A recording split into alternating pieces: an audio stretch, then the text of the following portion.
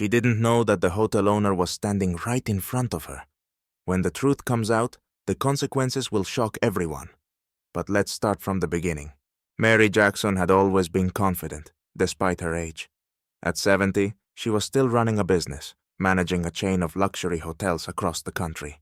This trip to a small town was necessary. She had come to conduct an anonymous inspection of one of her new hotels. She had heard too many complaints about the service, and now she wanted to see everything with her own eyes. As she walked into the lobby, the scent of expensive furniture polish and freshly brewed coffee immediately hit her. Everything was in its place, just like always. Luxurious chandeliers, carpets where each step seemed just a bit louder than necessary, and a completely empty reception desk. There was a young woman sitting behind the counter, no older than 20, in a bright red uniform. She clearly didn't notice Mary, as she continued fiddling with her phone, propped up on her elbows and yawning openly. "Excuse me." Mary cleared her throat slightly to catch her attention. "I would like to book a room." The young woman looked up briefly, but quickly returned her gaze to the phone screen, as if this elderly client didn't interest her in the slightest. Mary didn't take offense. She was used to indifference, especially in small towns where her appearance, dark skin and gray hair pulled into a neat bun, stood out among the pale-skinned locals. "Oh, you probably want something simpler," the young woman said lazily, not hiding her contempt. "We don't have any luxury rooms for people like you." Mary felt her blood boil, but she didn't show it. This wasn't the first time she had encountered racism in her life. She remained standing, as if nothing had happened, but her gaze grew harder, and her breathing became slightly heavier. "I prefer a room with good amenities," she said calmly. The girl continued tapping away on her phone, seemingly ignoring the request. "Here's a standard room. You won't be able to afford the luxury one," she muttered, no longer hiding her laughter, as if the joke was over. "Well, or if you like, I can offer you a room with a double bed. That should suit you just fine." Mary stared at her in disbelief. The humiliation hit her instantly, but she decided this wasn't the end. She wasn't someone who gave up. She took this step because she believed her visit to the hotel would not only be a quality check, but also a lesson for those who allowed themselves such jokes. She exhaled slowly. "You know, I'm actually the owner of this hotel," she said in a calm tone. Kim finally looked up, but only to mumble something unclear. She was sure this was just another elderly woman, trying to act important to feel better. "Yeah, sure. If you like, I can offer you a discount for 2 nights, or maybe one more." Mary stood still, not moving. She wasn't smiling anymore, but her face remained calm. At that moment, her gaze darkened with a faint yet confident light. "You don't even realize who you're dealing with. I am the owner of this hotel," she said slowly, repeating her words as if asserting a truth. "And that discount isn't what I need. I can take whatever I want." Kim looked at her with a look of utter confusion.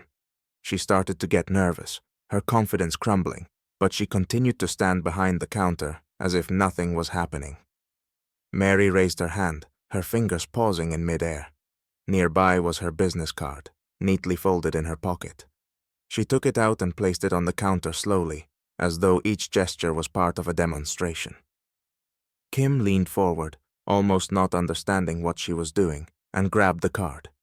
Mary watched her reaction, and it was clear that understanding was gradually dawning in Kim's eyes. First, her gaze became more stunned. Then she put the card back on the counter and nervously shook her head. "I'm sorry, I didn't know," she said, cutting herself off, but her laughter no longer seemed sincere. Mary nodded and again reached for her waist. "Now, I think you understand that you need to be more careful," she said without malice, but with a clear intention to make Kim realize what she had just done. The manager arrived a few minutes later. He was a man in his 40s, in a business suit, with an accent that could be interpreted as an attempt to seem high class. His face was tense, clearly trying to hide his embarrassment. "Hello," he said as he approached Mary. "What's the matter?" Mary looked at him with the same restraint that always surprised those around her. She handed him her business card. "I'm the owner of a hotel chain, and I've just encountered a rather humiliating attitude from your staff." The manager froze for a moment, but then quickly took the business card and looked at it. It was a moment of realization. The confident expression disappeared from his face. "I apologize for what happened, Mrs. Jackson, but please allow me to look into this." Mary tilted her head as though expecting a miracle. Kim stood aside, staring at the floor, clearly trying to hide her anxiety. "Look into it?" Mary raised an eyebrow. "Let's start with me understanding why I encountered such treatment. Why can't I, a woman with experience, the owner of a company, get the respect I deserve?" The manager nervously glanced at Kim, then returned his gaze to Mary. "The thing is, we have certain standards. We cater to specific categories of clients. It seems there was a mistake." Mary smirked, her gaze becoming increasingly cold. "A mistake? This isn't a mistake. It's a system that initially places me last simply because of how I look. You don't see value in people who don't meet your standards. Is that what you're saying?" The manager was silent, unable to respond to her direct question. Mary knew she had to push forward. This was her mission, her job, and she couldn't allow herself to give up. This incident wasn't accidental. It was systemic. "So, I understand that your system values only people with white faces and fat wallets," Mary continued, not hiding her disappointment. "I mean, this isn't just about personal attitudes. This is your policy." The manager nervously shifted, but even he knew that he couldn't hide the obvious. "We work with different groups of clients, but you have to understand that these things often affect our work," he said, trying to justify the unjustifiable. "I understand," Mary said. "That's why I'm telling you that this behavior is not just personal bias.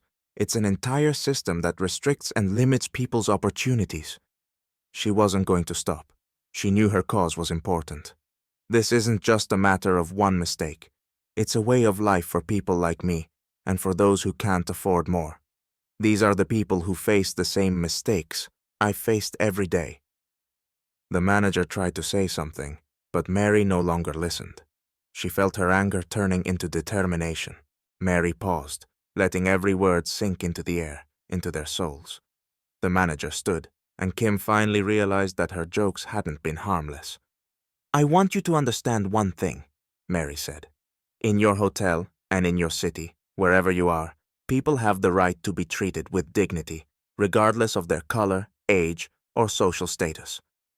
The manager was silent, but he had already understood that he couldn't hide behind his words. He knew something needed to change. "My company will change your standards.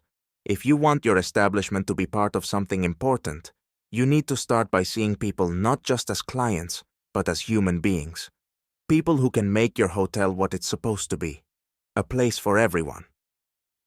As Mary left, she glanced back at the reception desk. Kim was standing there, no longer laughing.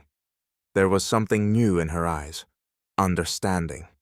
She realized she had been wrong, and that mistake would cost her far more than she could ever imagine.